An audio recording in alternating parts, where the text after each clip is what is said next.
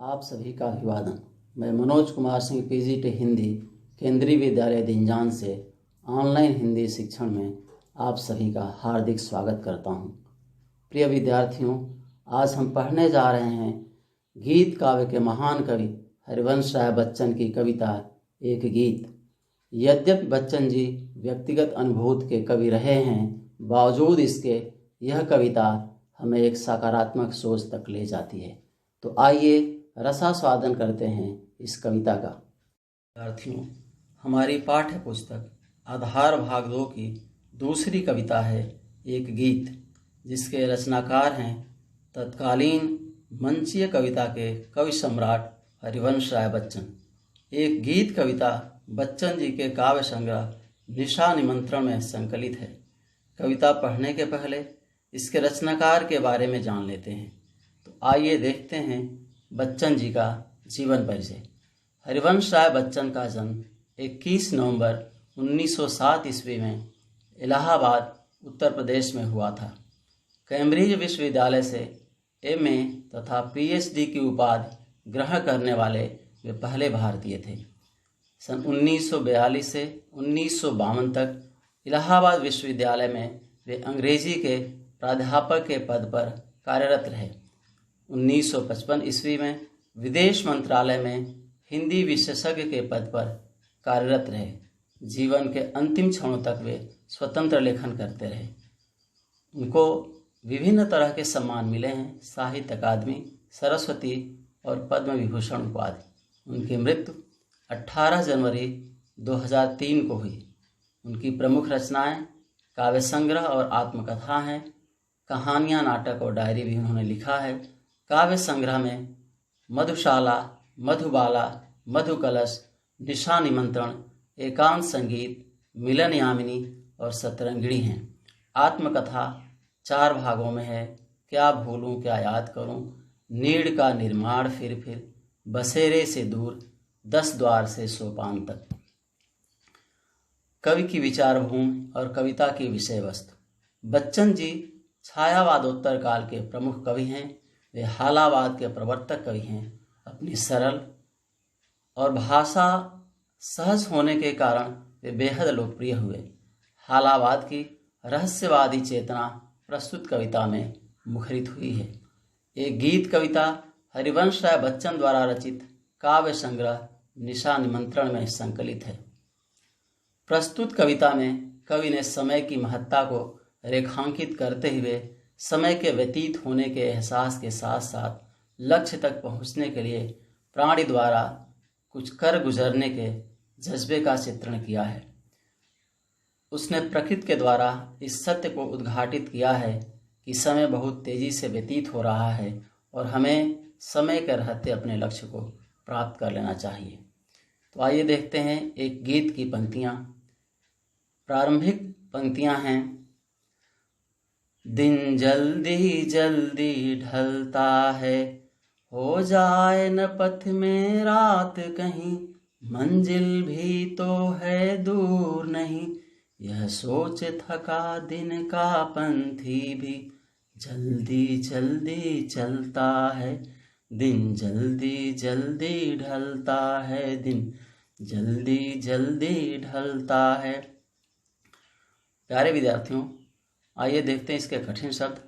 पथ अर्थात रास्ता, दिन का पंथी अर्थात सूर्य, ढलता है अस्त होता है। अब इसका भावार्थ देखते हैं। कवि कहता है कि दिन जल्दी जल्दी व्यतीत हो रहा है, अर्थात समय परिवर्तनशील है जो निरंतर चलायमान है, वह कभी नहीं रुकता।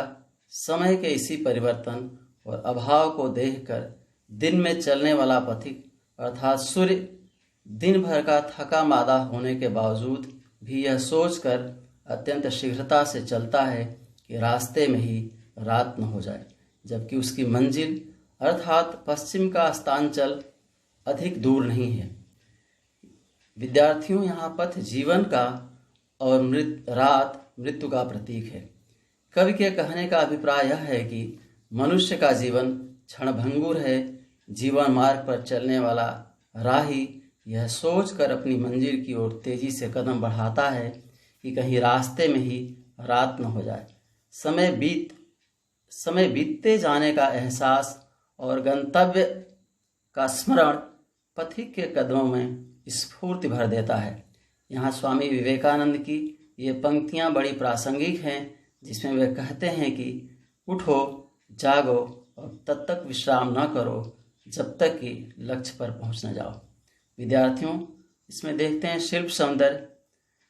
इसमें दृश्य बिंब है जो विभिन्न तरह के चित्रों के माध्यम से हमने दर्शाया है। जल्दी जल्दी शब्द युग में पुनरुक्त प्रकाश अलंकार है। दिन का पंथी अर्थात पंथी राही रूपी सूर्य में रूपक अलंकार है। अब देखते हैं आगे की पंक्तियां। बच्चे प्रत्याशा में होंगे, नीड़ों से झांक रहे होंगे, यह ध्यान परों में चिड़ियों के भरता कितनी चंचलता है, दिन जल्दी जल्दी ढलता है, दिन जल्दी जल्दी ढलता है। अब इसके कठिन शब्द देखें। प्रत्याशा अर्थात आशा, नीड़ों से, घोंसलों से, परों में, पंखों में झांकना, देखना। अब इस काव्यांश का भावार्थ देखें। कवि कहता है कि लौटते हुए पक्षियों को दिन बीतने के साथ एहसास होता है कि उनके बच्चे कुछ पाने की आशा में उनकी राह देख रहे होंगे और उनके आने की आशा मन में लिए घोंसलों से झांक रहे होंगे। यह सोचकर उनके पंखों में गति आ जाती है और वे जल्दी जल्दी अपने बच्चों तक पहुंचना चाहते हैं ताकि वे उनसे मिल सकें। कवि कहता है कि दिन अत्यंत शीघ्रता से व्यतीत हो रहा है। अब इसके शिल्प पक्ष को देखें। इसमें वात्सल्य रस है, पक्षियों का अपने बच्चों के प्रति स्नेह है, इसलिए वात्सल्य रस है। दृश्य बिंब है, जिसको हमने चित्रों के माध्यम से यहाँ दर्शाया है। यहाँ अनुप्रास अलंकार है। यह ध्यान परों में चिड़ियों के भरता कितनी चंचलता है, च वर्ण की आवृत्ति के कारण यहाँ पर अनुप्रास अलंकार है। आइए देखते हैं कविता की अगली पंक्तियाँ और आखिरी पंक्तियाँ भी। मुझसे मिलने को कौन विकल, मैं हूँ किसके हित चंचल, यह प्रश्न शिथिल करता पद को, भरता उर में विह्वलता है, दिन जल्दी जल्दी ढलता है, दिन जल्दी जल्दी ढलता है। विद्यार्थियों, देखें इसके कठिन शब्द। विकल अर्थात व्याकुल, शिथिल करना, सुस्त करना, मंद करना, विह्वलता, व्याकुलता, हित के लिए, उर अर्थात हृदय। अब देखें इस काव्यांश का भावार्थ। दरअसल ये पंक्तियाँ विरह की अनुभूति में कवि ने लिखी हैं जब उनकी पहली पत्नी श्यामा देवी का 1936 ईस्वी में मृत्यु हो जाती है। कवि अपने मन ही मन में सोच रहा है कि जीवन मार्ग में अपनी मंजिल की ओर बढ़ते हुए मुझसे मिलने के लिए कौन व्याकुल हो रहा है, मैं किसके लिए चंचल हो रहा हूँ, दुखित हो रहा हूँ। कवि कहता है कि जब जब पथी के हृदय में यह प्रश्न उठता है कि किसी प्रिय का ध्यान उसके मन में आता है, तो उसके पैरों को वह कमज़ोर कर देता है, उन्हें सुस्त बना देता है तथा हृदय में अपार व्याकुलता भर देता है। सामाजिक संदर्भ में इसका अर्थ है कि जीवन पथ पर अग्रसर होते हुए पथिक को जब ऐसा लगता है कि कोई उसकी प्रतीक्षा करने वाला नहीं है, कोई उससे मिलने को व्याकुल नहीं है, तो उसका हृदय पीड़ा से भर जाता है। अतः प्रयासों में तेजी लाने के लिए मनुष्य को जीवन में एक निश्चित मधुर लक्ष्य स्थापित करना चाहिए। यह लक्ष्य ही आशा की किरण बनकर जीवन की जड़ता को समाप्त कर देता है और जीवन में उत्साह तथा उमंग भर देता है। अब देखें शिल्प सौंदर्य को। इसमें विरह श्रृंगार है। कवि अपनी पत्नी से अलग है अर्थात पत्नी की मृत्यु हो गई है, इसलिए उसके दुख में दुखित है। यहाँ विरह श्रृंगार है, रस में विरह श्रृंगार है। अलंकार मुझसे मिलने को कौन विकल, इस पंक्ति में प्रश्न अलंकार है और अनुप्रास अलंकार भी है। मुझसे मिलने को कौन विकल, म और म वर्ण की आवृत्ति के कारण।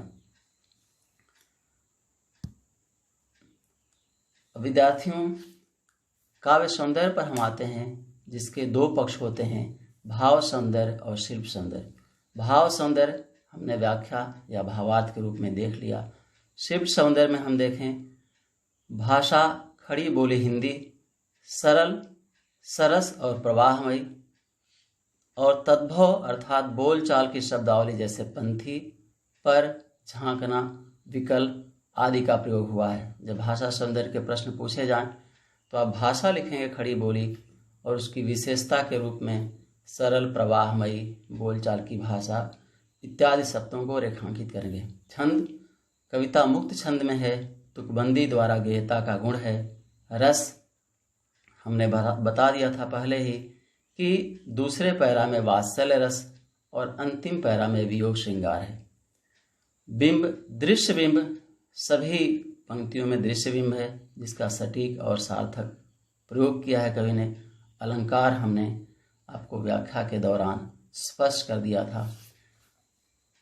विद्यार्थियों, आपसे आग्रह है कि आप भावार्थ या काव्यांश पर आधारित प्रश्नों को तो अपने समझ से और उसको देखते हुए कर लेंगे, लेकिन काव्य सौंदर्य के प्रश्नों को बहुत ही ध्यान से करें, क्योंकि 2-2 अंक के 4 प्रश्न इससे आते हैं।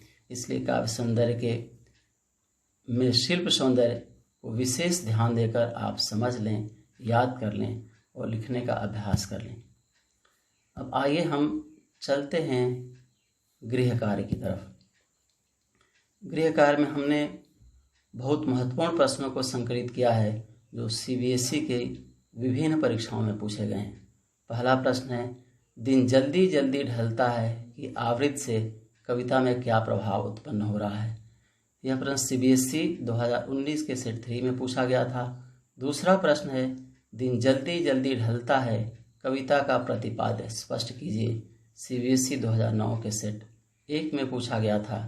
तीसरा प्रश्न है, दिन के ढलने पर कवि के पद शिथिल होने और पूर्व में विह्वलता का अनुभव होने से के क्या कारण है। CBSE 2019 सेट 2 और CBSE 2013 के सेट 1 में यह प्रश्न पूछा गया था। चौथा प्रश्न है, चिड़ियों के परों में चंचलता कैसे भर आती है। यह प्रश्न CBSE 2019 के सेट 3 में पूछा गया था। पांचवा प्रश्न है, बच्चन के गीत के आधार पर उन परिस्थितियों को स्पष्ट कीजिए जिनके कारण पथ जल्दी जल्दी चलता है। यह प्रश्न CBSE 2010 के सेट 1 में पूछा गया। प्रिय विद्यार्थियों, कविता की आखिरी 4 पंक्तियों का निष्कर्ष है कि यदि व्यक्ति के जीवन में कोई प्रिय या शुभचिंतक नहीं होता है तो उसका जीवन निराशा और दुख से भर जाता है। इसका दूसरा अर्थ यह भी है कि यदि व्यक्ति के जीवन में कोई शुभचिंतक या पथ प्रदर्शक होता है तो उसे लक्ष्य तक पहुंचना आसान हो जाता है और सफलता मिलनी सहज हो जाती है। इस रूप में कोविड के इस संक्रमण काल में हम आपके साथ हैं ही। हर पल, हर क्षण और हर कदम पर भी हम आपके साथ हैं। इसलिए आपको निराश होने की ज़रूरत नहीं है। आप प्रगति करिए, जीवन में आगे बढ़िए। इन्हीं शुभकामनाओं के साथ बहुत बहुत धन्यवाद।